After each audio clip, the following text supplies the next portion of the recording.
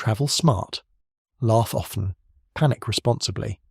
Ever stood in an airport, train station, cruise terminal or hotel lobby and thought, I may have made a terrible mistake? Good news.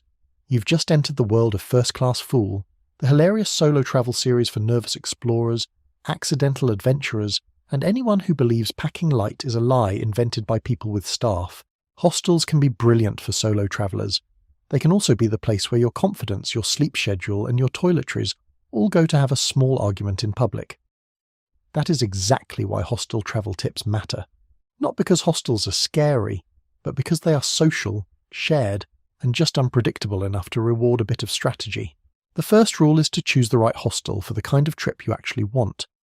A cheap bed is not automatically a good deal if it sits above a bar, halfway up a hill, 3 bus changes from the station, and next to a room full of people who believe sleep is for other people.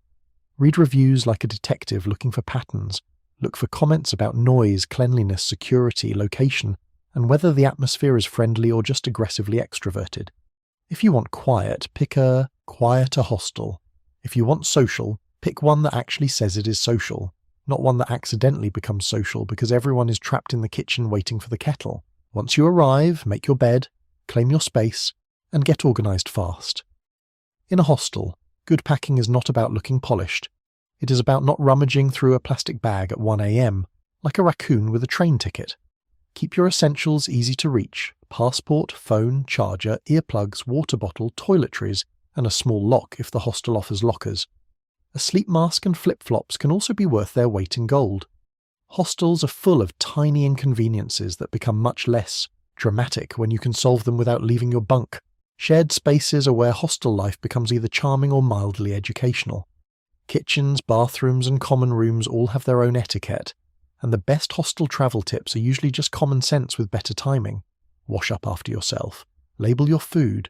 Don't eat something that clearly belongs to someone else unless you want your trip to become a cautionary tale.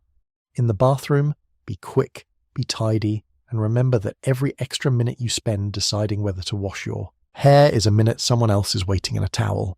In the common room, you do not need to become everyone's best friend, but a smile and a simple hello go a long way. Finally, protect your energy. Hostels can be wonderfully social, but solo travel does not require you to be available for every pub crawl, group dinner, or spontaneous friendship ritual. It is completely fine to be friendly and private at the same time.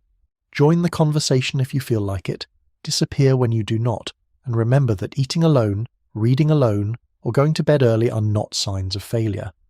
They are signs that you're using the hostel on your own terms. The best hostel travel tips are really about balance.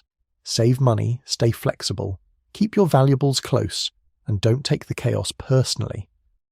A good hostel can give you stories, connections, and a surprisingly decent night's sleep.